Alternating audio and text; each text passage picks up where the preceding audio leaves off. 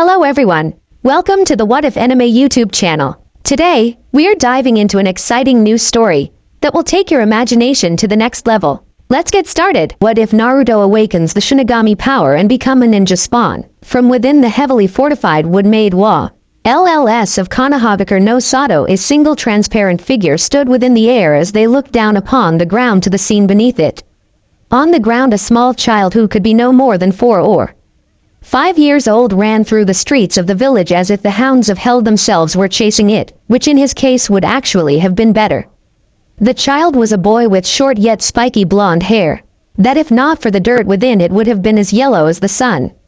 His ocean blue eyes were filled with nothing but determination and a healthy dose of fear as tears trailed down his cheeks into the whisker-like markings adorning them. His clothing was mere rags that was actually too big for his small stature that was hindering his getaway and keeping him in sight of his pursuers. Chasing after the boy were several villagers, each and every one of them full-grown. As he ran, he did his best to ignore the screamed insults from behind him and the threats of death along with them. Already they had chased him out of the village proper and he had enough tears in his clothing due to the struggle. Despite the rips and blood staining his clothing, there wasn't a scratch on him. His impressive healing ability had already taken care of any damage he'd received. Despite the length of time that had passed, he knew no help would be coming, at least not for him. He had passed by many shinobi during his run and all of them had merely turned away as if they didn't see him or his predicament. One had even been kind enough to toss a kunai into his arm before turning away. He had easily discarded the tool and the wound had healed up, but it had slowed him down enough for his pursuers to spot him once more. Shaking the thought off, the child grinned upon seeing a forest area in front of him which could only help one such as him, as it would surely hide him in its darkness. Even after he slipped through a small hole just big enough for him to squeeze through, he kept running till he managed to disappear into the foliage and from the sight of the villagers. The villagers themselves only smirked as they came to the large fenced-off forest, each having heard horror stories about the beast that called the place home, as surely the boy would die now.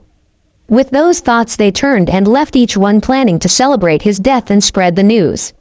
The child had run for a full 10 minutes before he had realized he'd lost his pursuers. Goal achieved, he dropped to the ground as if he was a puppet that just had its strings severed, panting heavily in exhaustion. For several minutes the boy relaxed, rolling over so that his front was facing the sky as he continued to inhale sweet air to calm his racing heart. It was at this time that the figure that had been watching boy throughout the entire ordeal decided to make their presence known. "Hello Namikaze Uzumaki Naruto." The voice produced an immediate reaction as closed eyes snapped open and the boy sprang to his feet with all the quickness his exhausted form and 2 big pants would allow, prepared to bolt. "There is no need to fear, young one. I mean you no harm." Turning towards the voice, Naruto felt his eyes widen as the figure revealed themselves to his gaze. The figure was that of a giant one that could dwarf even the tallest of full-grown men and was dressed only in what appeared to be a long white shitagi. What really caught his attention was its deep purple skin tone, long spiky white hair with red horns jutting out, and the fact that it was still completely transparent. With this sight before him, the small boy could only do what came natural to him. "Ah, ghost!" he screamed before passing out. The figure blinked at the boy's reaction for but a moment before doubling over in laughter. Now most of its kind may have actually been offended by this reaction, but this one was older than others and in that time had learned to enjoy comedy when it stumbled across it, which was why it had decided to kidnap Dave Chappelle from his universe after it got tired of waiting for the 3rd season of the Chappelle Show. After a few minutes the boy awoke, shaking his head, and nearly screamed again, spotting the figure still around. The reaction, however, was stopped in its tracks as the figure decided to get down to business. "Firstly, I am not a ghost, young one. I am Izanami no Makoto, the original goddess of life and death." Quote. Naruto blinked at this revelation. The old man had told him stories of the kami the few times he had seen him, among many other stories. "I believe that in the time that has passed, however, your people have taken to calling me the Shinigami," stated the goddess. "So does that mean I'm dead?" questioned the blonde lowly, though the goddess could actually hear hope fullness in his voice which saddened her immensely. "No, young one, You are still very much alive. I merely came to check up on you and offer you a bit of aid. Once again Naruto could only blink at this news. Of course one couldn't blame the boy as only the Hokage ever checked up on him, and only then it was only about once a month. Aside from him, however, he knew that no one else actually cared about him or what happened to him. Unless it was to hurt him. I do this for two reasons. First because I have seen into the future of this world, and at the rate things are going, things will end horribly. Secondly is because your parents impressed me that night at the length they would go to protect you. Explained the goddess. My parents? Questioned the child in awe. Correct you. See, during the fight with the Kyuubi they both threw themselves in front of the Kyuubi's claw before it could impale you. Even further, your father managed to summon me to seal the best, and even now your mother's power helps contain it. Quote, I don't understand. Gigi said Kyuubi was killed by the Yondaime. Said Naruto with a frown. At this Izanami merely snorted and made a motion with her finger before the blonde's shirt disappeared. Before he could react, however, his eyes widened as black markings began making themselves visible on his stomach, eventually turning into a spiral with some kind of script surrounding it. What you see now is the seal created by your father and maintained by your mother. The spiral represents your connection with me, as that is the seal I placed upon you during the sealing. The script surrounding it, however, are part of another seal, this one being the Hake no Fu and Shiki. The openings in the script are what would allow you to use the Kyuubi's power if you desired. Of course that also has its risks, the biggest being the weakening of the seal. Explained Izanami. Naruto said nothing to this, still in shock over the fact that the Kyuubi had been sealed within him. Yet at the same time he finally had a reason for all the things he was forced to go through, the cruelty he was made to endure for as long as he could remember. Why are you telling me these things? Questioned the chibi blonde, causing the goddess to sigh. As I said, I have seen the future of your world, and it isn't a bright one. The truth is, I wished to give you a fair shot at claiming your own future. As despite what you might be led to believe, there are people who plan on using you as no more than a puppet, and even now they have begun to train you on how to act. What happens to you, Da? Ailey is no accident but a concentrated and planned effort to enable them to control you. The results of this would leave you weak and unable to survive what is coming. Naruto frowned at this news. He had known that he wasn't well liked. In fact, it would be hard to say he was near the top of the list of the village's most despised figures. He had never, however, imagined that all of his suffering was some attempt to make him some kind of pet to do as directed. Now, originally I had planned on not interfering with your life, but your father actually placed a monitor seal on you, which is really on. Lita alert me in the event of your death. When the alert came to me, you were 16 and had just had the Kyuubi extracted, from the results of which killed you. This went against your father's plans for you, as even though he knew there was a threat to you, he believed you would be the one to put an end to it, as did your mother and I. It was for this reason I turned back time for this specific world. Plus I wanted to see what you would be capable of if you had actually had a fair chance. You wouldn't believe how boring things can become after a few millennia, much less eons. With that said, I am gifting you with two things.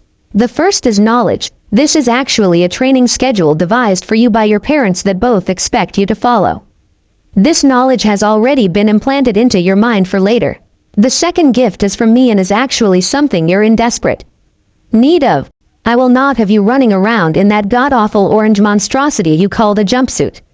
Quote, as she said this, Naruto shrunk back as he could actually see a dark purple flame appear within the goddess's eyes at these words. Thankfully the goddess stopped her rant before it really could begin upon seeing the child's shivering form. Now what I am gifting you with is a symbiotic suit. This means that the suit is actually a living being that needs another to continue to live. She is known as K7 Letha and once belonged to a good man who asked that I see to it that someone worth dons the suit as his successor. You, it seems, are a worthy successor for Simmons, as you were not corrupted before, and I doubt you will be in this run through. For this, however, I will need to put you to sleep for a bit, as the suit will connect with you and if awake will be quite painful.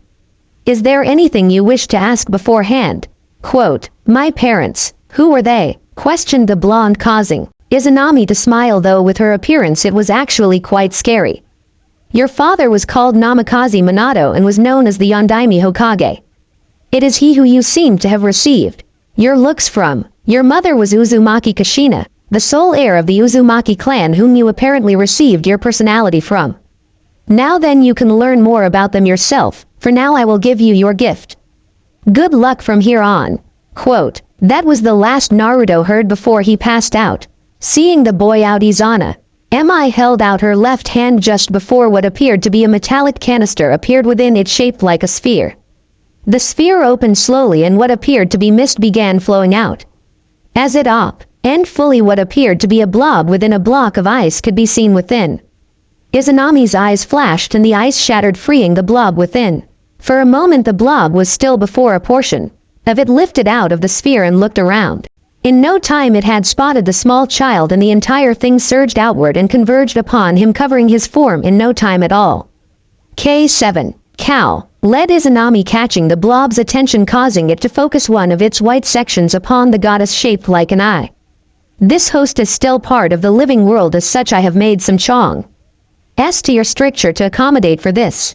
You will find an energy source to feed on within him, but do not try taking too much, as it will destroy you, as it is a representative of the ninth circle. Furthermore, firearms do not exist in this world, so I have implanted the knowledge of certain melee weapons into you for his usage aside from the axe you already know. Your chains have been removed, as he actually has his own that work better than yours, as they have a longer reach. Lastly, it would be unwise to try anything against him, as unlike Simmons he can kill you should he try. I have gifted you with a few new abilities, though that this particular host would allow you that. Others would not. I will return in about 8 of their years to check up on the two of you." Quote, K7 nodded its consent and went back to what it was doing. Satisfied, Izanagi made a single hand motion and the blob-covered child sunk beneath the earth, where he could not be disturbed until the process was completed. That D1 the goddess herself phased from existence to check up on another of the worlds of the multiverse.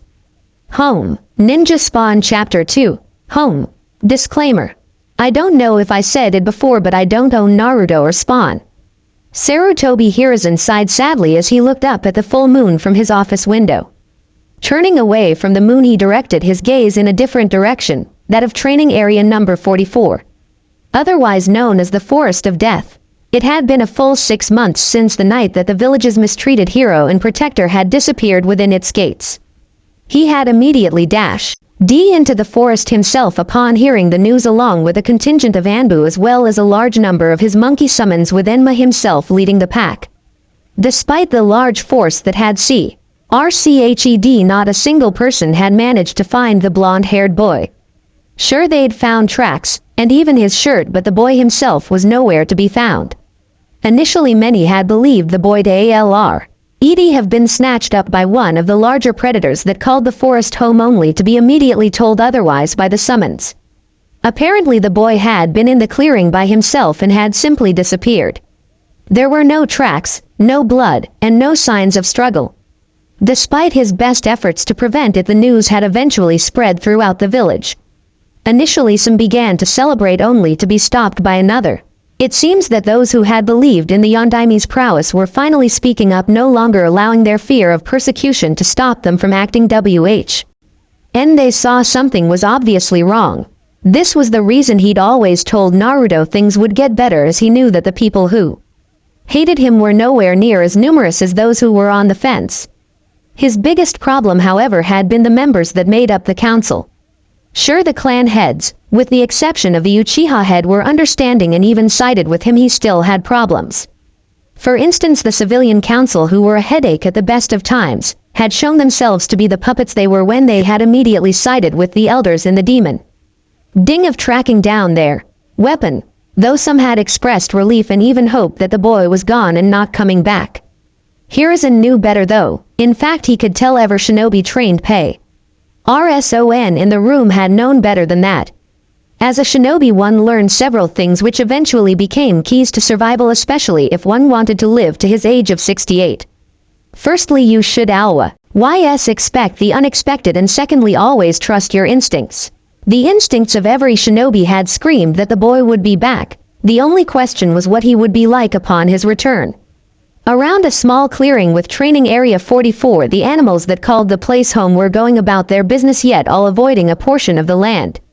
Even if none had witnessed what had transpired, I read those months ago they were guided by instinct, and instinct demanded they avoided venturing into the clearing. It was this instinct that saved them as four glowing blue chains burst out from the ground to wrap around the base of a tree. For a moment they were still before they grew taut the ground they emerged from, instantly exploding outwards as the figure they were attached to was reeled up until they were on their feet. As he stretched his stiff body, the figure could help but feel strangely content. In truth, he had never felt as good as he did at that moment. In the 6 months that he had spent asleep, his body had actually fed from the minerals of the very earth itself, the end process of which presented itself in his completely healthy form. Whereas before he stood at about 35 inches, he had gained 5 more, putting him at the appropriate height for his 5 years of age with a weight to match. As such, he could no longer be called malnourished or vertically challenged for his age. Of the physical were not his only changes, for he had changed much mentally as well. Unlike before, where he could be called ignorant, not stupid due to the fact no one taught him, he now held an understanding of the world to suit both his age and lifestyle. He'd never been taught to read or write, but he knew now that he could do so with no problem. Moving over to the small stream, he took the moment to look over his new form. Gone were the tattered rags that made up his 2 big pants, as well as the sandals that had barely held to him. Instead, he was now garbed in a suit of some type. This was actually the K7 super suit he had been given by Izanami. He also knew that the two of them were bonded on a telepathic level, which meant it responded to his thoughts and could take up any form he thought up. The suit itself appeared as a black and red bodysuit. His pants were solid black, as was the top portion, a white line arched across the front forming an M, if one looked correctly. Inside the letter, the suit was a crimson red, while the part descending into it was still black. His hands were covered in red gloves that traveled the length of his forearms. As the gloves stopped, a thick white stripe took up a few inches before the black made its return and traveled up the rest of his arm's length. On his legs at the bottom of his calves were red bands with metallic spikes upon them. His left held 2 such bands while his right held only 1. His feet were also covered by the material, though it was hardened, forming a pair of shoes that completely covered his feet as opposed to the open-toed sandals. His face was covered by a black mask with white patches on each side, while his eyes glowed with an eerie red light. Finally, to complete the number, was a crimson red cape, which was actually longer than he was, the collar of which was stiff and framed his face. All in all, he had to admit he liked the suit, though he would admit, if only to himself, that the intimidation factor was lost with his short stature, and he could tell that K7 herself agreed. It was odd that he could tell that, but shrugged it off soon enough as he learned the suit itself couldn't speak and thus communicated with him through feelings, actions, and even images due to their connection. Whatever the case, he would need a change, as he refused to be seen as such until he could do the suit justice. But a thought, the suit began to shift until he was seeing himself differently in the water's reflection. He now wore a pair of black pants and a matching t-shirt. On each of his sleeves, the spiral he now knew to be the Uzumaki clan crest could be seen, while a large version of the Spawn crest was seen on the front of his shirt. The symbol, he noticed, looked exactly like the mask, even including red in the eyes. He could tell that K7 liked the red glow better than her original green. Apparently the eyes had once glowed with a green light, as the energy source necroplasm, as it was called, was a green energy. Now, however, she was feeding on the much more potent and powerful Yuki of the Kyubi, which was red in color. Shrugging that off, he materialized a black jacket, as it was actually pretty cold out, but he left it open slightly, just enough where the red interior could be made out, while black shinobi sandals covered his feet. Nodding in satisfaction at the look, he stuffed his hands in his jacket pockets and walked the path that would lead him out of the forest. As Naruto entered the village proper, he ignored the various looks sent his way as he walked down the streets. It really wasn't that late, being barely 7 o'clock, so there were still plenty of people wandering around. His senses had all improved drastically over the time he'd been away, and despite the fact he had yet to aim them, he could still hear the words the villagers were saying after they had recognized him. He could hear the disappointment, frustration, and, from a surprising amount of people, relief at his reappearance.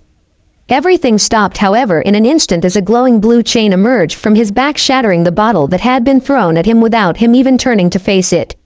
However, it didn't T stopped there as the chain was quickly wrapped around the neck of the bottle's thrower and the man found himself hanging in the air as Naruto turned to regard him with a pair of hardened yet cold blue eyes. Despite the fact that you are obviously drunk, you had better listen and listen well. Started the blonde, his voice still calm yet holding an edge of steel that it had once lacked. I don't like wasting my time with trash, so I will forget that happened. However, I will no longer be this village's punching bag or scapegoat. It is long past time for you bastards to grow up and stop crying over the past. I will not tolerate the abuse anymore.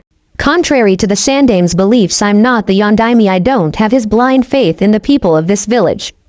As far as I'm concerned, people lick you are trash who do not deserve the air you breathe. I don't care what your problem is, I don't care what so-called pain you feel, and I don't care for any excuses you would make. I am not the weak ling that this village could torture to its content, and I won't roll over and play dead for you.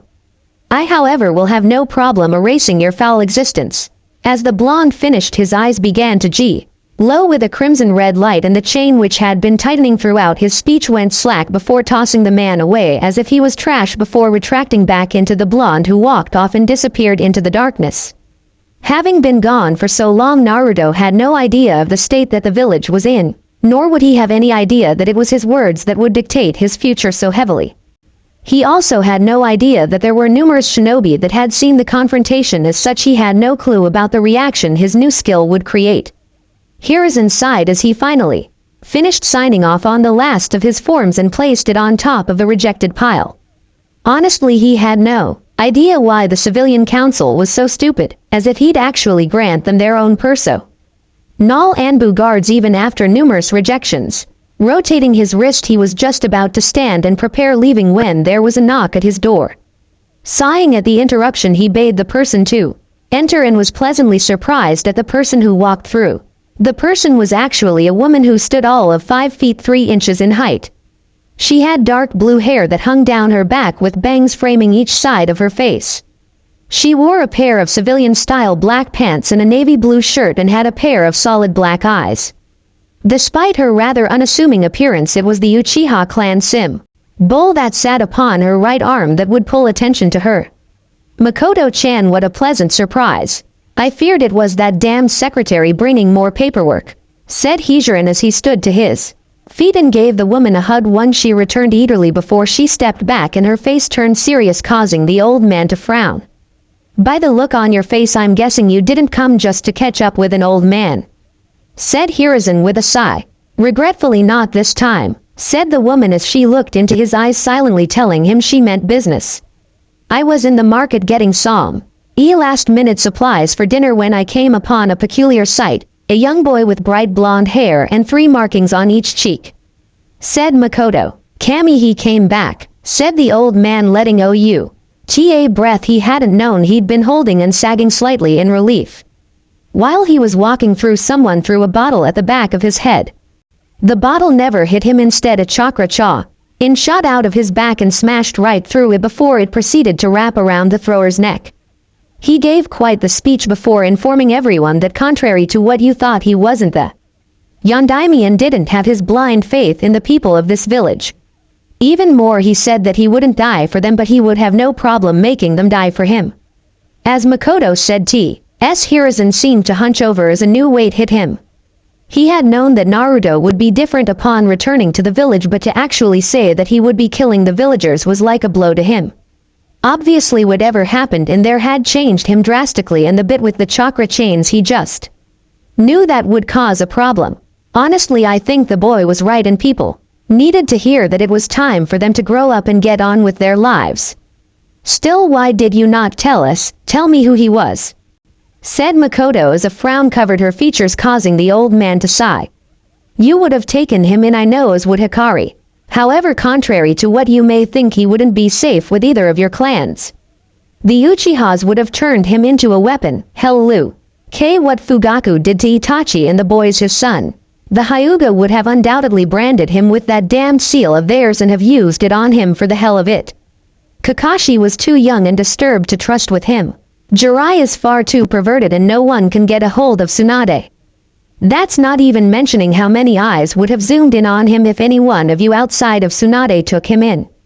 It's bad enough Danzo was trying to get a hold of him, but if one of his parents' enemies had found out, explained the old man, cutting himself off at the end and shaking his head.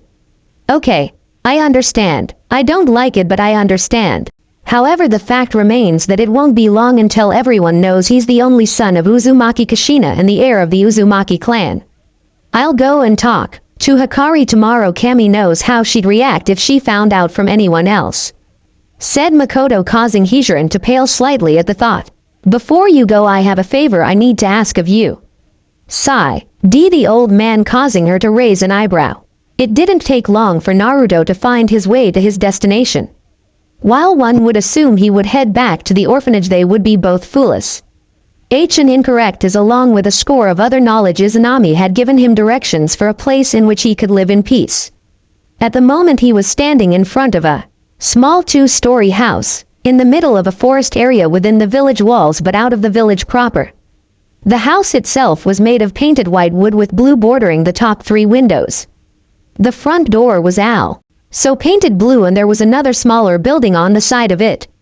On the side of the door was a small symbol painted in gold, which was obviously a clan symbol, curiously enough, with the Uzumaki swirl in the center of it. However, seeing as it was his parents' house, he simply figured they'd combined their clan symbols and shrugged it off. Lifting up the welcome mat, he found the key right where it was supposed to be, slid it in.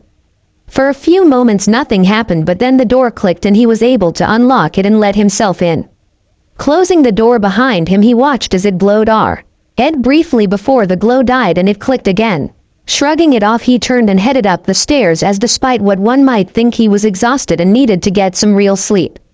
Heading up the stairs, he turned into the room with the only open door and crawled onto the rather large bed, slipping under the blankets as his cloths morphed into some regular sleep cloths, and he passed out as soon as his head hit the pillow.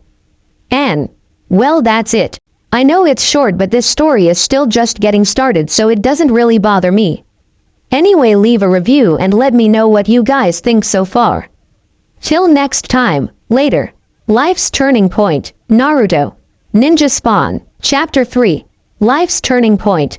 And, what's up folks, I'm back. Anyway, I looked up and saw it had been 3 months since I posted the initial chapters for this and thought it was time I updated it. Thanks to everyone who reviewed and favorited the last 2 chapters though. Start now. He awoke slowly, yet still fought it as his mind and body sought to remain within its newfound paradise. Both the mattress and pillow were like clouds compared to the rough and lumpy mattress he'd had in the orphanage. Finally, however, the battle was lost and he sat up idly, rubbing the sleep out of his eyes. Climbing out of the bed and looking around his surroundings, he found that the room he was in was actually rather large, possessing 2 closets, one of which was a walk-in, a rather large dresser, along with a pair of nightstands, one on each side of the king-sized bed. There was a bathroom installed within the room which held a jacuzzi tub and a stall shower. Walking out of the bathroom after doing his morning ritual, he froze as he came across a bedside photo that he hadn't noticed earlier. Within the picture sat a blonde man wearing a long-sleeved blue shirt, while a woman with red hair stood beside him with her hand on his shoulder. She wore a beige dress with a blue sleeveless shirt beneath it. My parents, thought the blonde in awe. He had thought about his parents for what felt like forever. Like every other orphan, he had a certain image of his parents in his head that he had pictured.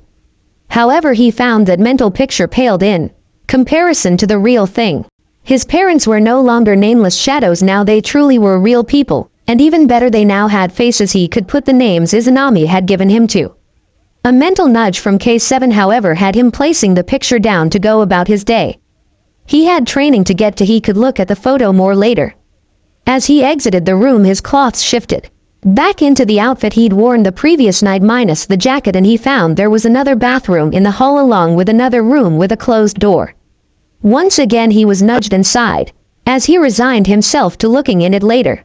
Coming down the stairs, he found that living room possessed a light blue couch with 2 reclining chairs of the same color, and a small table sat in front of the couch atop of a dark blue carpet. Moving out of the room, he entered the kitchen, the same room he noticed had been in the picture. Moving out of the door, he placed the key over his chest and as actually surprised to find that it disappeared once he did so. The back of the house had been turned into a small training ground good enough for taijutsu, stealth, chakra control, and basic weapon. Training, at least from the knowledge he had of the place. After he got a decent look at the place, a flood of knowledge hit his brain for a few seconds before it stopped. Still, in that short time he got the gist of what he was meant to do. So first exercise is push-ups, mused the boy. Of all the hidden villages, Konoha had the largest population of them all. This was mostly due to all of the clans to call the place home. Of those clans, the Hyuga were among the largest, and thanks to the fact they were one of the 4 noble clans, one of the most powerful. At the moment, Uchiha Makoto sat within a small room drinking tea. Opposite her sat another woman with long blue hair and pale white eyes. She wore a simple white dress and had a prominent bulge in her stomach, showing that she was far into her pregnancy. This was Hyuga Hikari, the matriarch of the Hyuga clan. "You're quiet today. What troubles you?" questioned the Hyuga woman as she sat down her tea.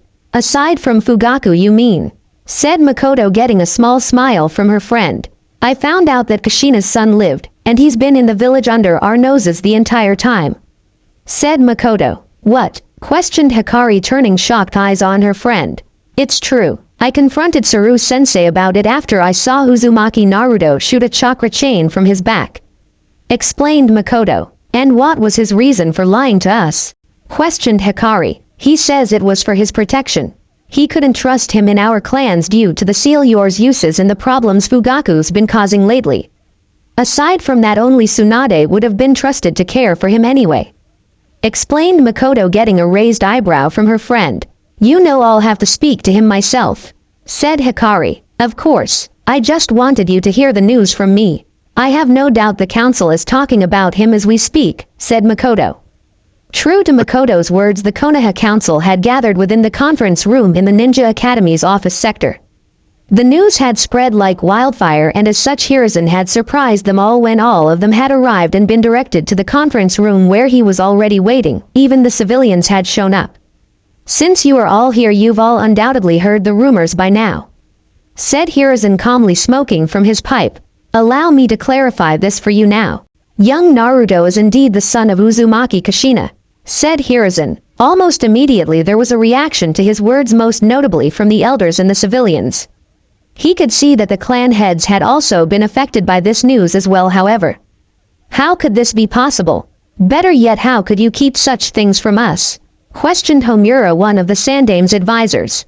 Kushina's pregnancy was classified as a village secret by the Yondaime, and as such she was removed from the village for the duration of her pregnancy. Seeing as to how you were no longer the Hokage's advisor at the time, you didn't need to be told. I believe Hyuga Hiyashi, Aburame Shibi, and Nara Shikaku, as the Yondaime's advisors, were informed," said Hiruzen. "Indeed we were. I believe her teammates were also aware," said Aburame Shibi in his clan's famous monotone voice. "And the father?" questioned Kaharu, another of the Sandame's advisors. "Classified," answered not only the Sandame but all 3 of the Yondaime's former advisors at the same time. "Why then was the heir of the Uzumaki clan placed in an orphanage?" questioned Inuzuka Sume. "Originally, if something were to happen to his parents, then he was supposed to be Rais ed either by his mother's teammates Uchiha Makoto or Hyuga Hikari, or by his godfather Jiraiya. However, when the Kyuubi was sealed within him, it was decided that he would be best outside of both clans. Of course, this was only after someone decided to leak the news to the public," said Hiruzen calmly. Before any more could be said, there was a knock on the door, which, once given permission, was opened to reveal a scowling Naruto being flanked by 2 Anbu guards. "I hope this is good. These 2 interrupted my breakfast and I have to get back to training," said Naruto. "We were concerned you vanished for quite some time," said the Sandame, causing Naruto to scoff. "What's wrong? Afraid you lost your pet?" said Naruto, causing many eyes to widen. "What's that supposed to mean?" questioned Hiruzen. "What do you think? I wouldn't find out that everything I have to deal with is on purpose. This village has been trying to make me into some weak, obedient little pet," said the boy, causing many to frown at his words. "Naruto, I can assure you I've planned no such thing, nor would I ever sanction it," said Hiruzen, horrified at the boy's words. "I know you wouldn't. It's the rest I can't trust. I mean I at least see you once a month. The rest of these people I don't see. So what? That's what you're a brat, a pet, and a weapon, ours to do with as we please. The civilian who started to rant was suddenly cut off as a chakra chain shot out from Naruto's stomach and proceeded to wrap around his neck and tighten with incredible speed while the boy's eyes started glowing with a demonic red light. Those who do not respect life do not deserve to live it. Do you understand? Said the blonde, tightening his hold for a few more seconds before releasing, allowing the man to take in much needed air while rubbing his now aching neck. Naruto, what happened to you? Questioned Hiruzen. You mean after these demons you call villagers chased me into that fenced-off forest? Questioned Naruto, catching he attention of the room for his usage of words. Long story short, it appears the Yondaime wasn't as trusting as you believe. He placed an emergency response into the seal, one that alerted the Shinigami if I was near death. As it turns out, the Shinigami is also known as Izanami no Makoto.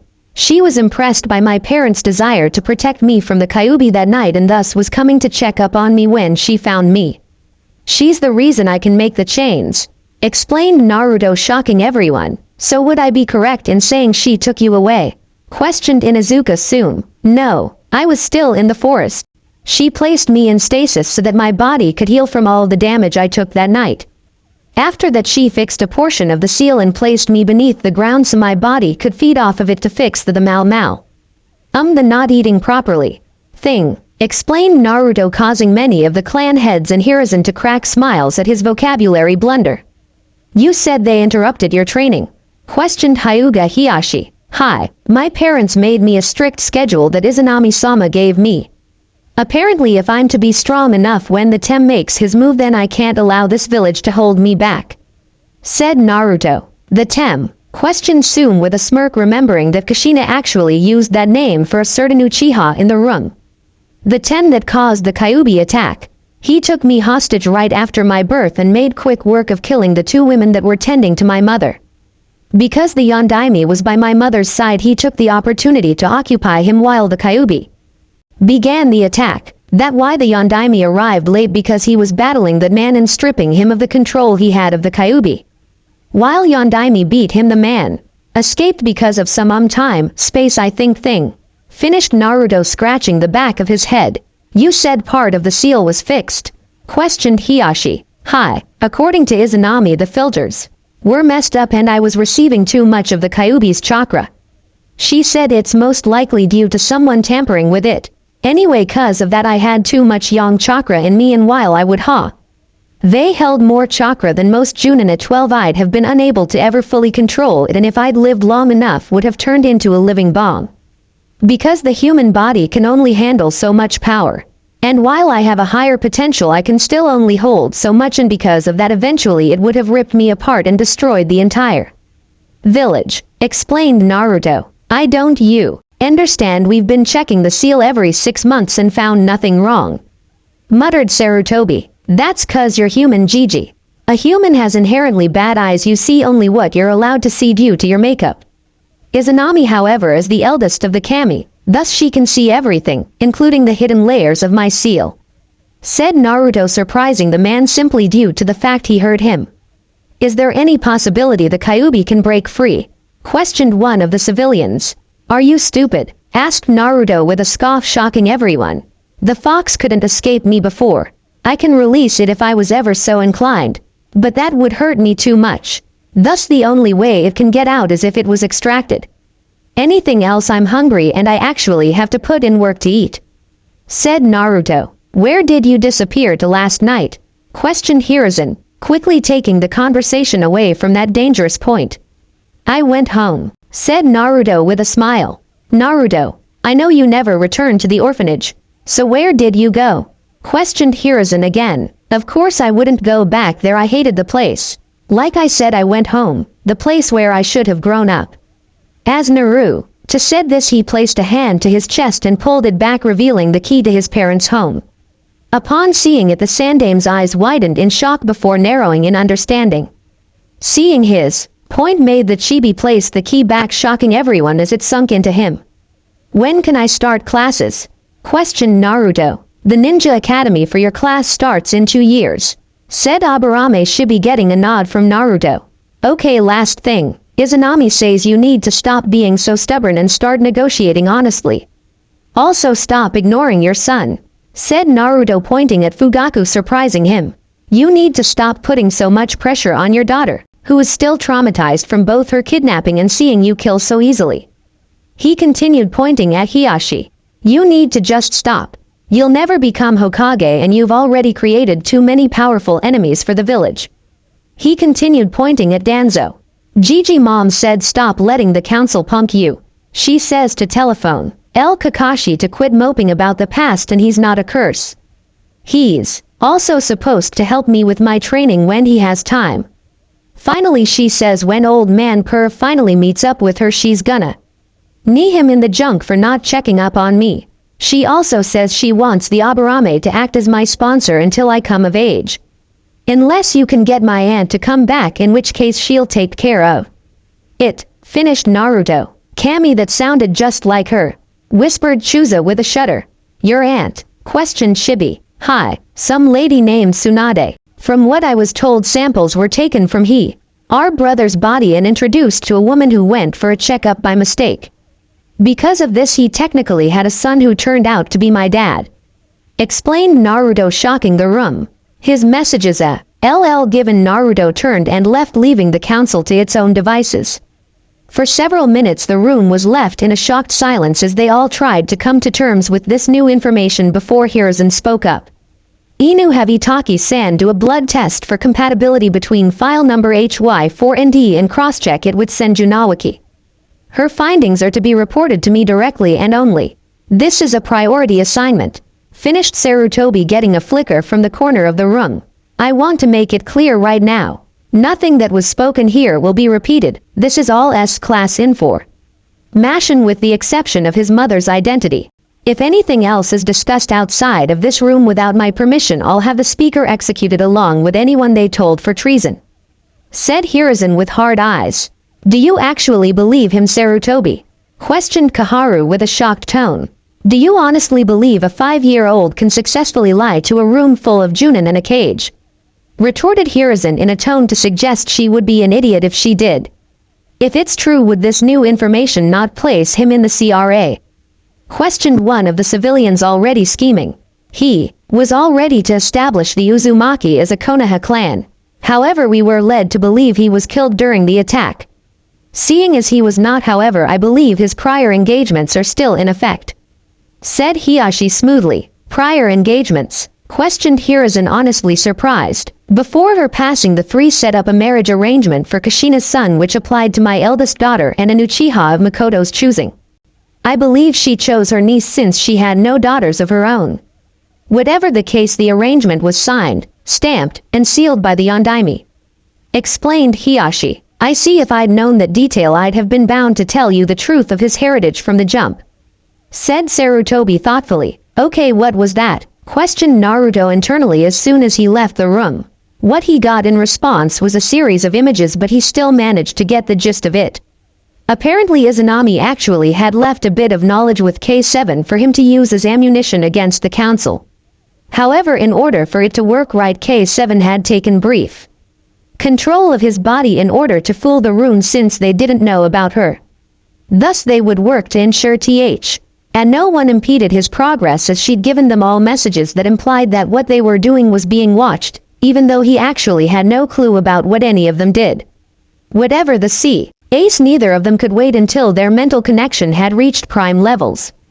Once that happened, K7 would be capable of communicating with him vocally instead of just using the images to get her points across. He had only barely made it out of the academy doors when he was brought out of his musings by another figure. Looking upon said figure, he could see that it was a man, one who read over him, which wasn't all that hard at all. Anyway, the man had brown hair and wore a brown kimono with a matching cloak and had a pair of milky white eyes. Uzumaki Naruto-san? Questioned the man. Naruto didn't speak. Instead, a pair of chakra chains rose out of his shoulder blades, something that not only surprised the man but caught the attention of any who were passing by. Outside of surprise, however, the man didn't react to the sight and instead simply held his hands up in a placating gesture. There is no need for that, Uzumaki-san. I mean you no harm. Contrarily, I am to inform you that Hyuga Hikari-sama wishes to meet with you. Quote, "Oh, I thought you were going to try and kill me. What your name?" Said the blonde, retracting the chains. "I am Hyuga Ko, Uzumaki-san," replied the man as he began leading the boy through the streets. The walk through the village had been interesting as far as Naruto was concerned. He'd been used to receiving the animosity of the villagers whenever he walked through town. However, this time that wasn't what he was getting. Instead, many of the villagers were looking at him as if they were actually looking at him for the first time and not glaring at what they wanted to see.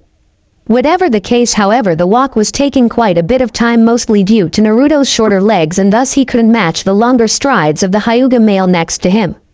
Ko himself was also thinking about the young boy beside him. Like many within the village, he'd never actually interacted with the child. However, he'd heard the rumors about the child floating throughout the village. Rumors that, as far as he could see now, held no basis. He could tell through observation alone that the boy wasn't spiteful, merely guarded. The way the boy glanced around him told him the boy was well aware of the village's views of him and was prepared for an attack on his person. It saddened him that someone so young had to be wary of everything around him. As He arrived at their destination, both of them were brought out of their respective thoughts. The Hyuga compound was quite large, mostly due to the number of occupants. As one of the four noble clans, Hyuga had been given the choice to choose where their compound would be built, and they had chosen the east side of the village, putting them opposite of the Uchiha clan that occupied the west. The compound was surrounded by a high brick wall with only a single opening that held steel gates. Could be seen that the two passed through. The gates was always guarded by a higher-ranking branch house member. That, despite not being right by the gate, was always close enough to intercept anyone before they entered the compound. From what Naruto could see, the place was more than a palace than a compound, meaning he'd definitely have to explore the place one day. He had no more time to think of that, however, as he was led through the main entrance and eventually to a room that he soon learned was a dining area. Within the room sat 6 people, 2 women and 4 children, 2 boys and 2 girls. Thankfully no one was dressed up, otherwise he'd have felt underdressed. One woman wore a simple white dress and had white eyes like the guards, except they held a hint of lavender and had long blue hair, and the other woman was wearing a purple shirt and a red skirt. She had black eyes and long black hair. Beside the first woman sat a young girl that looked to be his own age. Like her mother, she wore a dress, though hers were adorned with butterflies. She held the same eyes and hair color, though hers was cut short. Next to her was another young girl who was wearing a pair of black pants and a matching shirt. She had her black hair tied in a ponytail and possessed those same black eyes as the second woman. Beside the second woman, the oldest of the boys was wearing a pair of blue shorts with a black shirt with an unzipped chunin vest above it and hitae upon his forehead. The second boy sat just beside him and wore the same, except he had no hitae and no vest. "Naruto-kun, you've arrived," said the first woman with a smile as he entered. Naruto, at her direction, took the seat opposite her. His put the 2 girls on his left, the 2 boys and other woman on his right, and the one who greeted him in front of him. Oddly enough, he saw the same smile from the second woman, which confused him. No one ever really smiled towards him. "Thank you for bringing him, Ko-kun. If you like, you may take the rest of the day off," said the woman, speaking again. "Of course, Hikari-sama. If you have need of I shall be in the training grounds," said the man before bowing and leaving the room. "Thank you for joining us, Naruto-kun. I am Hyuga Hikari and this is my daughter Hinata," introduced the Wong, and motioning to the girl with features matching her own. "The woman here is Uchiha Makoto. Those are her sons Itachi and Sasuke. This is her niece Rina," continued Hikari, motioning to the other woman. The 2 boys and then the girl seated closest to him by Hinata. "It is nice meeting you all," said Naruto at K7 direction, following an example she'd just shown him. "I hope you will join us for breakfast, Naruto-kun," said Hikari, surprising the blonde before he narrowed his eyes. "Why would you want that? I've never met anyone here before," questioned the blonde, his distrust of others showing easily to the experienced Kunoichi. "To no fault of your own, I assure you. You see, we were informed that you died in the Kyuubi attack. Your mother Kushina was our teammate and our best friend. Both your parents were good friends," said Hikari, causing Itachi to stiffen noticeably. I see you remember her, Itachi-kun, said Makoto with a smile. Fortunately for all of us, you demonstrated an ability to create chakra chains last night. An event Makoto-chan saw. That alone says who you were, as only your mother had that particular ability. Explained Hikari. I'm sure the council is still speaking about it, said Makoto, causing Hikari to giggle. Not long after that, the room was silenced as the doors slid open, allowing another man to enter who went about placing plates in front of them. As the man went about placing the drinks down, Naruto frowned as he caught a particular scent, one he recognized, and watched silently as the drink it came from was placed in front of Hikari. Anyo, are you drinking something different from us, Hikari-san? Questioned Naruto, catching the room's attention. No, we all have the same green tea. Why do you ask, Naruto-kun? Returned the woman. Yours smells different than ours. I noticed it when he was in front of me, since I thought it would go to me. I remember the smell because the last time I had something with that smell, I spent the next few days in the hospital. Explained Naruto, causing both women to go wide-eyed along with Itachi and even the server. Hikari frowned as her hand began to glow green and she placed a single finger within the glass, just barely touching the liquid. After but a few moments, her frown deepened as she removed and whipped her finger on a napkin. Jushiro-san, why is my tea poisoned? Questioned the woman in a silky sweet voice. I'm sorry, Hikari-sama. I was told it was a new type of sweetener to add and it would help with the pregnancy. I didn't know. Stammered the now very frightened man. Who exactly gave you this sweetener? And how long have I been subject to it? Questioned the woman. It was Elder Megumi-sama, my lady. I just started using them a few days ago. Said the man. I understand. Worry not, Jushiro-kun. Megumi used you, and since she had so many children, it's easier to believe her.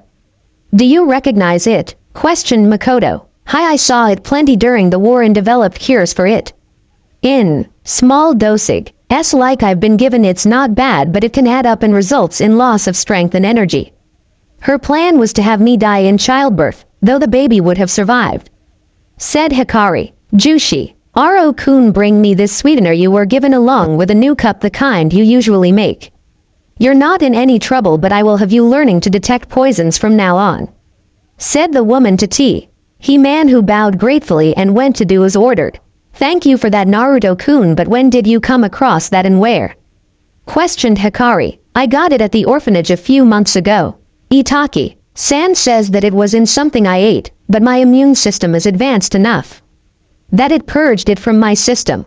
It was easy to tell for both women that he was quoting the doctor from memory, word for word, as his eyes had moved into that specific pattern.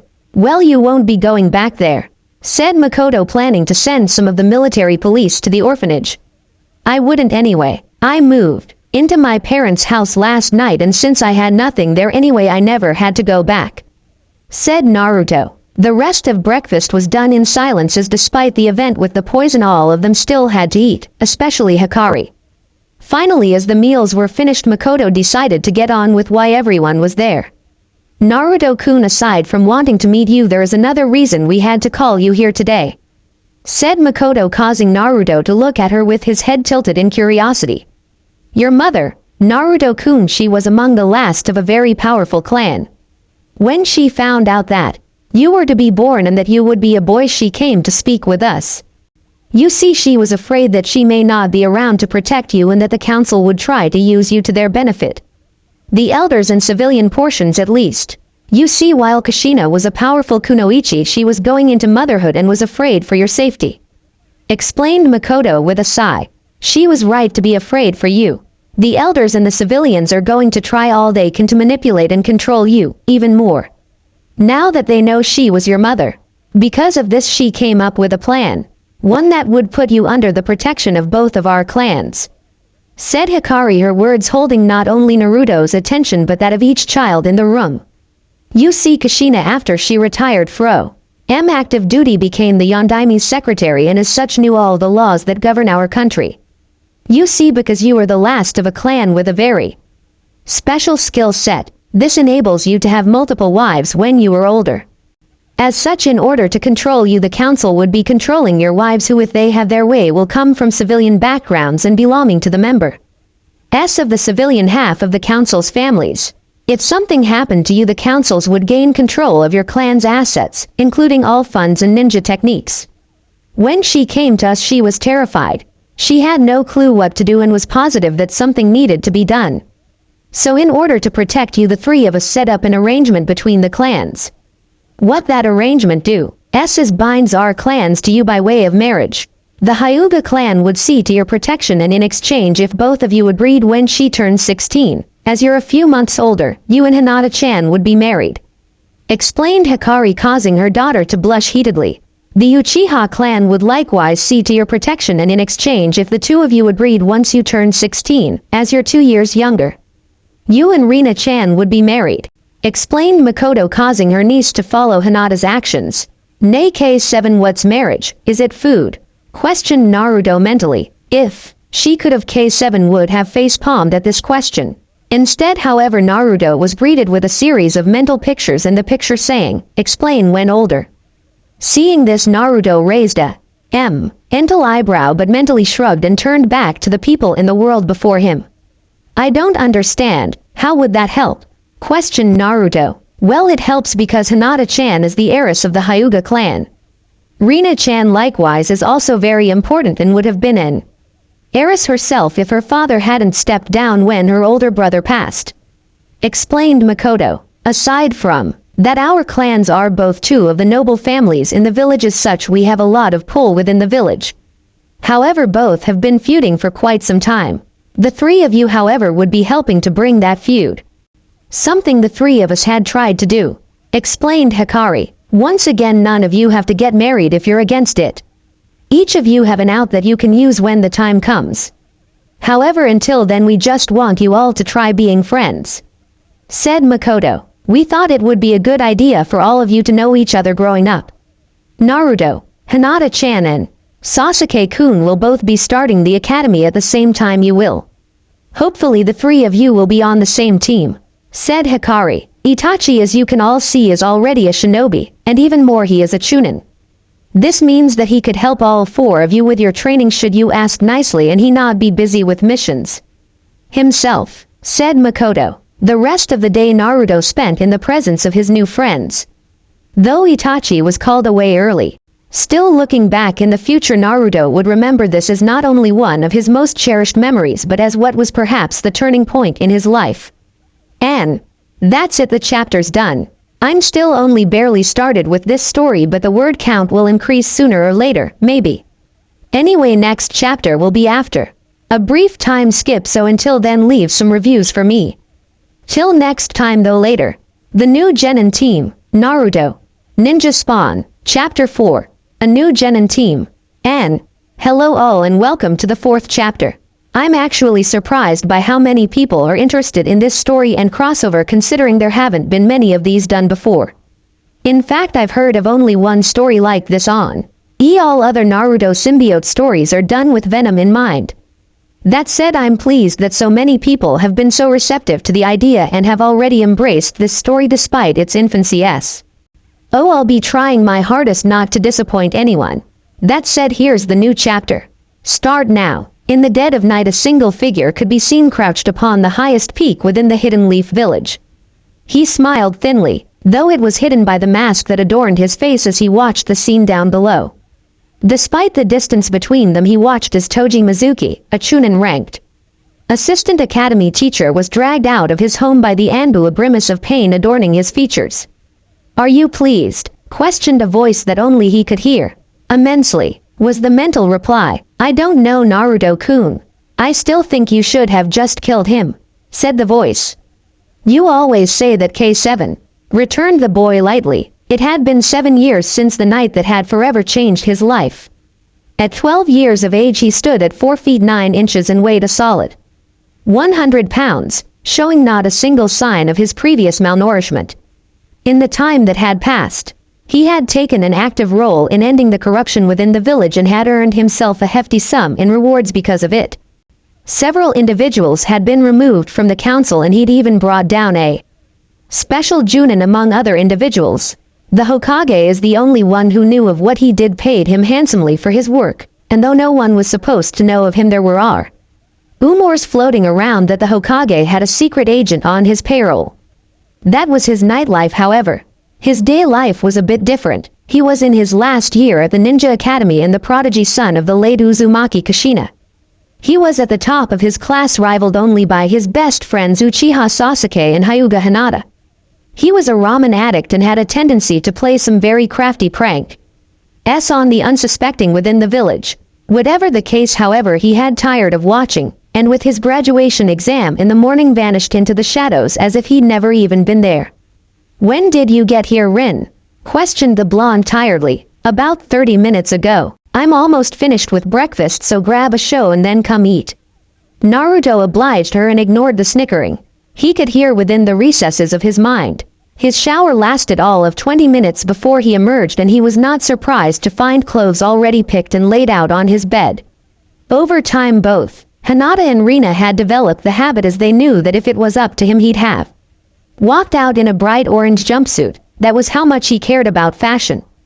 Instead, however, he wore a pair of simple black pants and a dark red t-shirt with his skull symbol on the front taking up most of it, the eyes of course appearing as if they were glowing red. Though small, the Uzumaki clan spiral W as placed upon the back, and he finished it with black sandals. As he took his seat at the table, he was greeted with a double stack of waffles big enough to take up the entire plate and a trio of fried chicken wings. He wasn't surprised Rina had developed a love for this type of food after he had first made some and had forced him to teach her how to cook it. "So I was thinking that once you graduate today I could move in," said Rina after a few minutes. "Kind of quick, isn't it?" questioned the blonde. "No, since you'll be a ninja you'll be seen as an adult, so I won't get in trouble for it," explained the girl. Naruto nodded in understanding and continued to eat. In truth, he wouldn't mind her moving in with him. She was around more often than not anyway. He was pretty sure that the only reason she hadn't already was due to her clan. Despite the fact that their engagement was known, she was still an Uchiha and as such was expected to abide by the laws of the village. The clan may have ignored some of the things they did, but her moving in too soon would not have gone over well. "Well, I don't mind. Have you talked to Hinata about it?" returned the blonde after a moment. "I'll talk to her today. I wanted to get your input first." Quote, Naruto understood that as well. The two girls in the years that had passed had developed a close relationship and set up a series of rules in regards to him so that neither would step on the other's toes. While he pretty much had final say, for the most part he let them control things how they liked. Breakfast continued along in that vein, with the two speaking and eating before Naruto created a pair of clones to collect the dishes. Rina rolled her eyes at how he used such a powerful jutsu but didn't comment on it. Thanks to his rather massive reserves, he had discovered that he was unable to perform the standard Bunshin technique. In fact, such a problem had been rather common among the Uzumaki clan, and as such they had created the Cage Bunshin, a more chakra-intensive technique. Outside of that clan, however, only someone with a Junin's chakra reserves could make even two clones.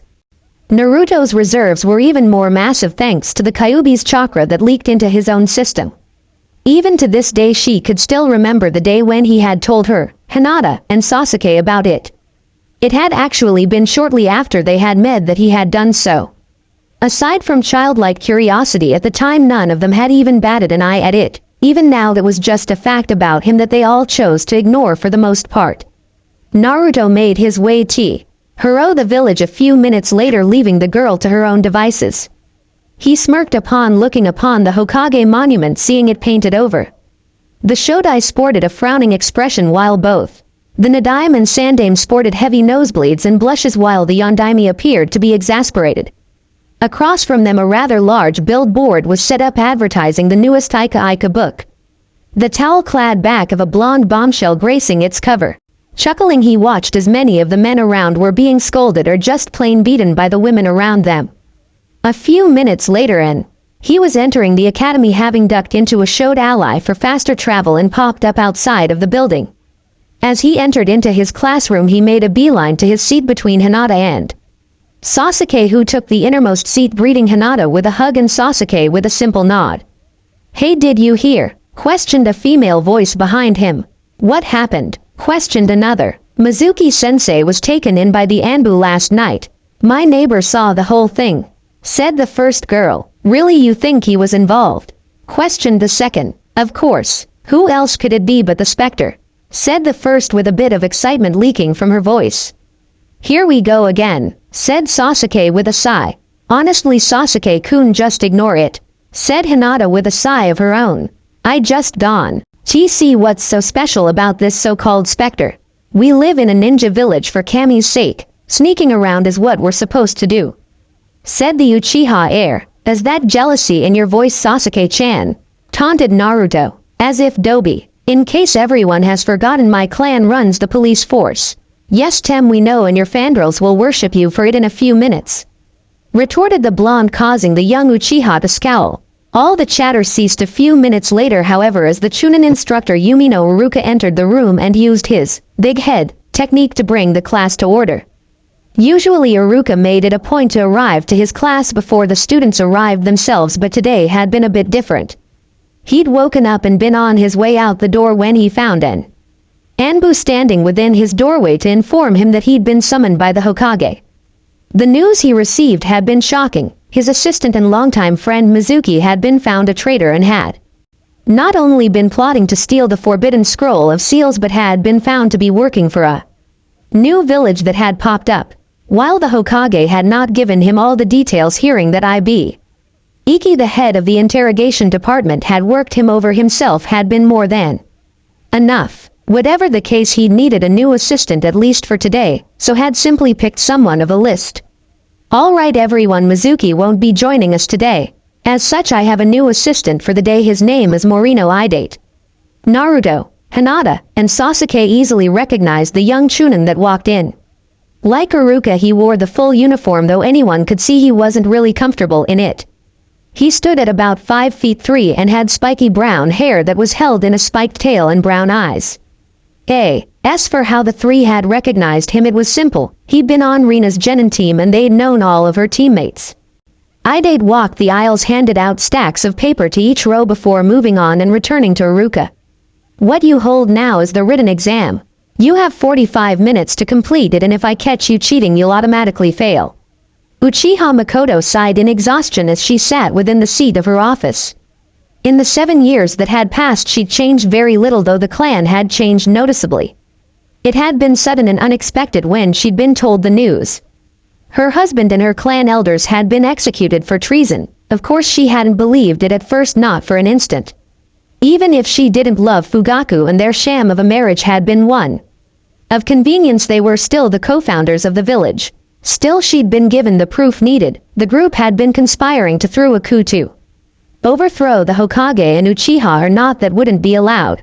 Her son Itachi had been the one to discover the plot, and though he had not done the deed himself, had been given a high-priority S-class mission. He would take the credit and Biko me an S-class nuke nin in the hopes that he would be invited into a group of S-class nins that the Hokage's top spy master had heard about. She hadn't liked it, not one bit. However, the Hokage had explained that his advisors had wanted to destroy the entire clan for the action, and he'd simply beaten them to the punch before they could act. They didn't care about the innocent that had nothing to do with the planning done behind the scenes, only that there was a problem. It was likely just Danzo and the other two were going along with him. Still, it was better than the alternative, and thus she'd taken over as clan head and head of the military police. Despite the fact that it gave her something to do and didn't confine her to the life of a housewife, the job was so headache-inducing it was maddening. The files before her were about the transfer of one Toji Mizuki into the village prison, which was run by the Uchiha. Unlike her husband, it seemed she understood the truth of why the Uchiha had been given the police force. As the co-founders of the village, they had been placed in a position of power, as not only did they have to uphold the laws, they had to enforce them. The fact that they given their own district only enforced their importance to the village. All the other clans only had compounds given to them, yet they'd gotten a district, a complete portion of the village, to call their own. While the Anbu protected the village from outside threats, it was their duty to ensure their safety of the inside threats. The Sharingan was the perfect tool for such a job. In fact, it was ONLY at Fugaku's insistence that Itachi had even been allowed into Anbu, as Hiruzen had wanted the boy to be seen as a member of the police force. It would have been a statement to the village populace. It also would have been a job that Itachi would agree to. Itachi hated violence and detested killing, which was what the Anbu revolved around. Sighing, she glanced over at the clock. 10 o'clock it read. She had a few hours still until she needed to be at the academy for the graduation ceremony. Well, it wasn't so much a ceremony really, but an induction for the graduates where they would swear their oaths to the village before the Hokage. With that thought in mind, she stretched herself out and got back to work. The written exam had been completed and the students had quickly moved forward in the process into the practical exams. They had done an obstacle course first, and though many had done horribly, mostly the fangirls, there were some who had done wonderfully. Nara Shikamaru, Akamichi Choji, Aburame Shino, and Yamanaka Ino had all gotten through it with a timing of about 5 minutes. Inuzuka Kiba, Hyuga Hinata, and Uchiha Sasuke had all nearly broken the record, coming in at 4 minutes and 35 seconds, just 5 seconds off the mark. It had been Naruto, however, that had shattered the record and had surprised everyone with completing the course in 3 minutes and 45 seconds. Weapons handling top score had gone to Uchiha Sasuke, with Uzumaki Naruto falling just short along with Hyuga Hinata. Hinata, however, had come in first in taijutsu, and not surprisingly Naruto and Sasuke had taken the other top positions. Surprisingly, it had been Haruno Sakura, a civilian-raised girl, that had aced the genjutsu portion, though his top 3 students hadn't let her take all the spotlight. However, unlike T.H.M., the Haruno had neither a dojutsu or the dense chakra of the Uzumaki clan. Now they were going over the ninjutsu portion of the exam. Aburame Shino had not only passed but gotten extra points for producing a clone other than the academy-taught technique. Akamichi Choji likewise had gotten extra credit for his usage of the Akamichi partial expansion technique. Haruno Sakura had demonstrated an ability with genjutsu, casting a few low-rank ones in succession. Hyuga Hinata had used an advanced Hyuga clan technique known as the Kaiden, the first defensive technique that anyone had used. Inuzuka Kiba had displayed his Suga attack.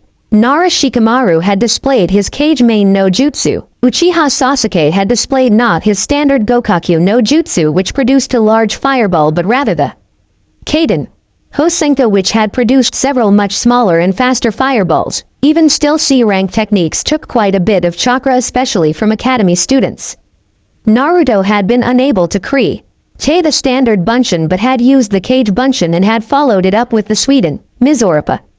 Despite the fact he'd had to take points for that inability, the A-ranked clone technique and THEC rank water technique had made it so that it didn't even matter, especially since points were given due to the difficulty of the technique. Idate was actually impressed that everyone managed to actually get a hit ATAE, even the fangirls. In his graduation year, nearly half the people to take the exam had failed. In the end, he simply sat behind the desk Iruka had assigned him and handed the GR. Adjuates one of the hitates and written down the registration numbers. The Akamichi had been the only one to pick up the bandana-style hitae while everyone else went with the classic. However, what was more shocking was, despite the test, the 3 top students had still ended up tied. That had actually never happened before. Even if they went into the exams tied, someone always came out on top. Yet these 3 still ended up tied perfectly. It was completely crazy.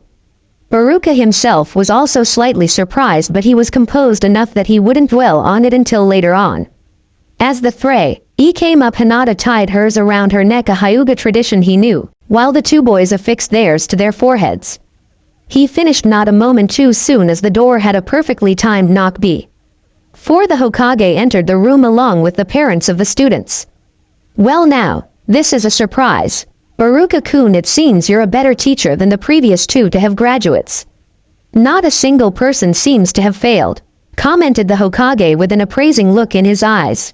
"All of you stand up and place your right fist over your heart," said Iruka, his no-nonsense tone getting immediate compliance. Seeing this, a man that looked to be an older version of Shikamaru stepped forward and swept surprisingly lazy yet serious eyes across the gathered children. After a few moments of looking, the man turned a brief impressed look towards Iruka before turning back to the class. "My name is Nara Shikaku. I am the Junin commander and the village's chief strategist. I am the man directly in charge of all active forces within this village outside of the Anbuin Hunter Nin, meaning I am ranked second only to the Hokage." As the man said this, many eyes across the class widened in shock. "Each of you, it seems, possesses the minimum skills necessary to become a genin. Do all of you now in the presence of your Hokage swear henceforth that you will serve this village faithfully, fight and if needed kill to defend both this village and the family that is Konohagakure no Sato? Yes, sir, came the immediate response from the entire class. Tell me, Iruka-kun, who is this year's #1 rookie? Questioned Shikaku, causing the man to scratch the back of his head rather sheepishly. About that, despite the testing there was a three-way tie. Said Iruka, shocking all of the adults and the students. What? Said Shikaku with a raised eyebrow, the only sign of his shock. When everything was tallied up they were completely even. They are Hyuga Hinata, Uchiha Sasuke, and Uzumaki Naruto. Said Iruka. Ide, is this true? Questioned Shikaku. Hi, it was like they were actively competing against each other the entire time. Hyuga aced the written test, so Uzumaki shattered the obstacle course in 3:45. Uchiha was the best in weapons. Hyuga took the top of taijutsu, Uchiha took genjutsu as second, and Uzumaki took ninjutsu. Explained Idate. You said Uchiha took genjutsu as second. Said Hiruzen. Hi, he had the second fastest time breaking it. Haruno Sakura won that selection and she actually tied the Hyuga on the written exam. Said Idate. Very well. You are all to report here at 0900 tomorrow morning. Dismissed. The next morning the students had returned bright and early, eagerly awaiting the announcement of their teams. Iruka himself was wiped. It had taken hours to complete the team assignments, and it had only been made worse due to the fact he had 3 top students and thus could put none of them on the same team. He knew that several Junin would be a bit disappointed on not getting the person they'd wanted on their teams, but that honestly wasn't his problem. Calling the room's attention, he gave a short rehearsed speech that all instructors were required to give before moving on to the announcement of the teams. Teams 1 through 6 had been no problem, however he knew this was where things would be a bit different, and thus he would have to be incredibly alert and ready to react with snappy comebacks. Team 7 will consist of Hyuga Hinata, Inakusa Kiba, and Akamichi Choji. Said Iruka. Team 8 will consist of Uchiha Sasuke, Haruno Sakura, and Aburame Shino. Continued the man. Cha, take that Ino pig, true love conquers all. Exclaimed Sakura. Enough. Roared Iruka before any more could be said, causing the pink-haired girl to quickly sit down. Team 9 is still in circulation, so Team 10 will consist of Uzumaki Naruto, Yamanaka Ino, and Nara Shikamaru. Naruto raised an eyebrow, honestly surprised by this selection. He'd have thought they would have paired the two of them with Choji, not able to resist the temptation of taking the easy way out and establishing a new generation of Ino Shikacho fighters. Shikamaru was of a like mind and cast a look towards the new equation, his mind swimming a mile a minute as he attempted to come up with a reason for this new change. Ino, however, wasn't in the same mind frame as the other two. In fact, she wasn't in the right frame of mind at all, as she immediately began sulking upon hearing she'd be paired up with the Nara heir. You will return and meet your given instructors in 1 hour. Upon finishing his statement, Iruka looked up just in time to see Naruto slip out the window. An hour later, and all of the newly graduated shinobi had returned to their classroom, most of them having relocated themselves to sit with their new teammates.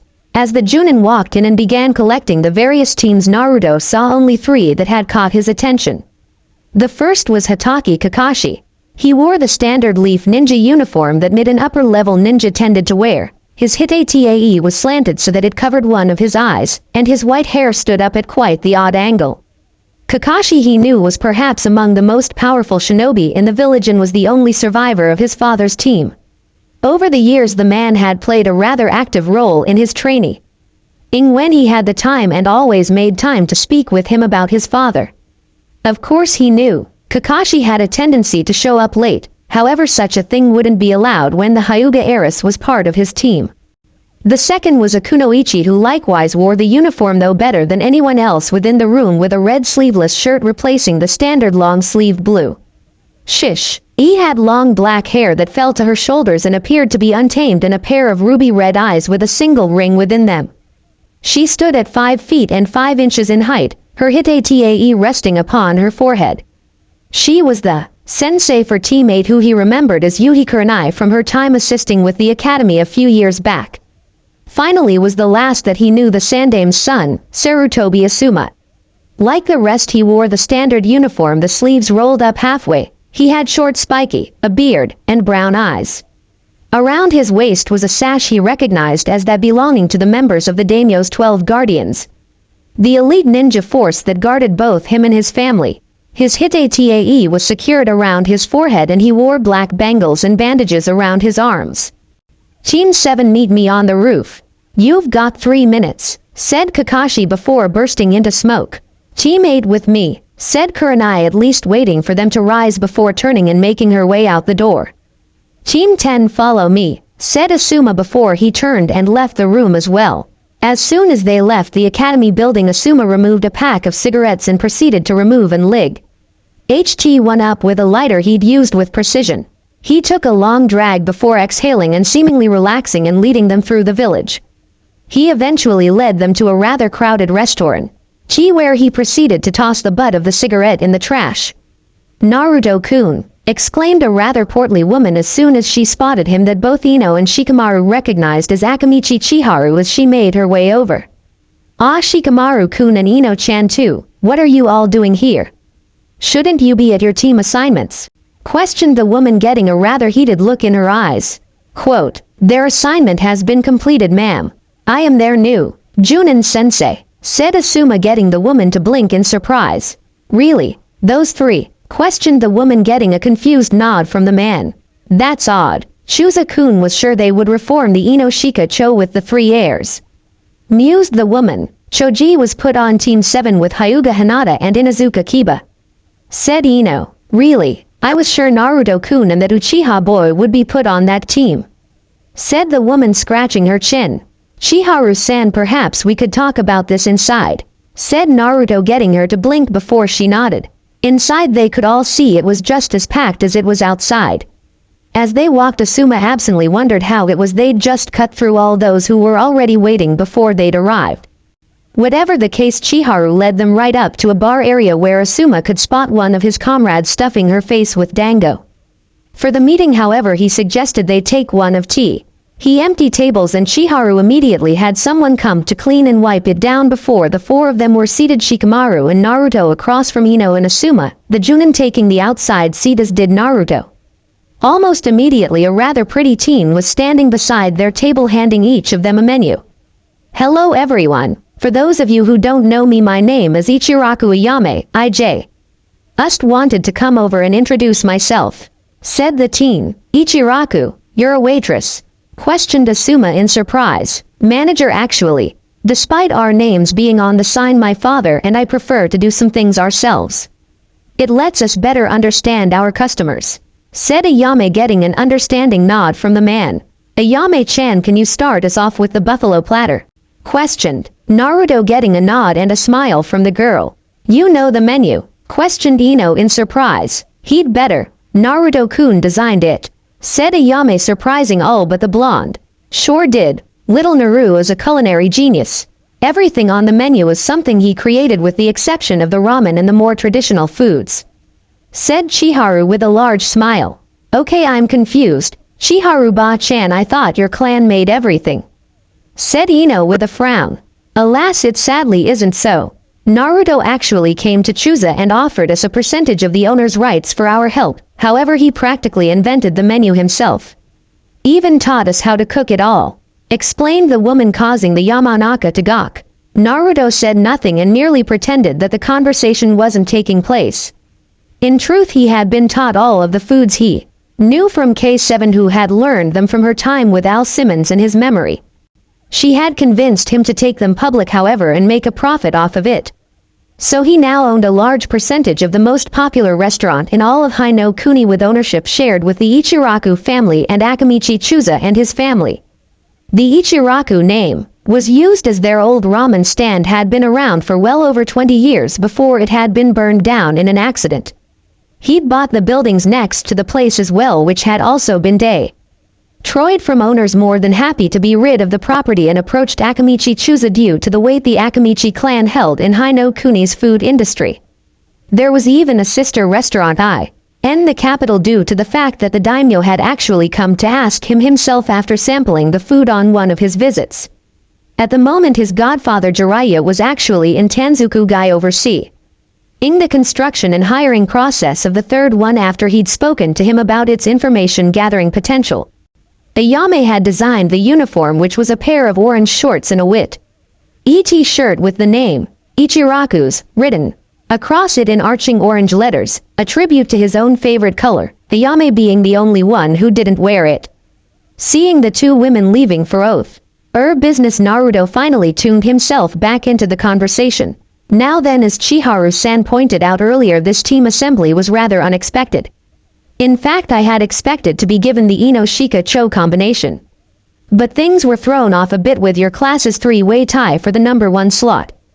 Because of this, the teams had to be shuffled around and new designations had to be thought up. With Naruto here, this team can still take on the purpose of a capture and interrogation team, which was what I wanted. However, Naruto is more offensively capable than Choji, so your team can silently double as either a quick response or assault squad. I'll just take a salad, said Ino, causing Naruto to snort. Give her the chicken pasta as well, will you? Questioned Naruto, getting a nod from the waitress. Naruto, I'm on a diet, said Ino with a glare. One with no point, as you're already pathetically skinny, so much so that I can nearly see your bones. If you want a good figure that bad, eat well and exercise right like Hinata-chan does, said Naruto. He's right, Ino. Besides, with all the training you guys will be getting, you'll need all the energy you can get, said Asuma, getting a reluctant nod from the girl. I'll take a half rack of ribs, said Shikamaru quietly once the waitress turned her gaze on him, getting a nod from her. I'll have the triple stack pancakes, sausage links, and the hash browns, said Asuma, getting another nod. Will it be your usual, Naruto-kun? Said the girl. No, not today. I'll just take a triple bacon cheeseburger, 3 bowls of ramen and a half rack, said Naruto, getting a nod from the girl who went off to have the orders made. That's a lot of food, said Ino with a frown. I have a high metabolism. Everything I eat is actually broken down rather quickly, so I eat more than most people can outside of the Akamichi clan, explained Naruto. Now then, normally you guys would be given another test by the Junin sensei to determine whether or not you deserve to be genin or should be sent back to the academy. I won't be doing that though, as it is a test that usually revolves around teamwork, and that is something I believe needs to be built over time. No matter what anyone says, you can't just throw a bunch of people together and call them a team, which is why the Ino-Shika-Cho teams are so good, because the clans grow up training the kids to act together and thus build teamwork and trust. That said, I'll be working you guys pretty hard, so for now we'll celebrate your formation and tomorrow we'll get to work. After Asuma's speech, he four would spend the next few hours in conversation, getting to know one another. While they may have thought they knew Naruto, Ino and Shikamaru quickly found out that what they knew was useless, as he was a far more complex character. It was an afternoon for good food and conversation, the first of many to come. The end. I hope you enjoyed this episode. Remember to subscribe and like this video. See you in the next video.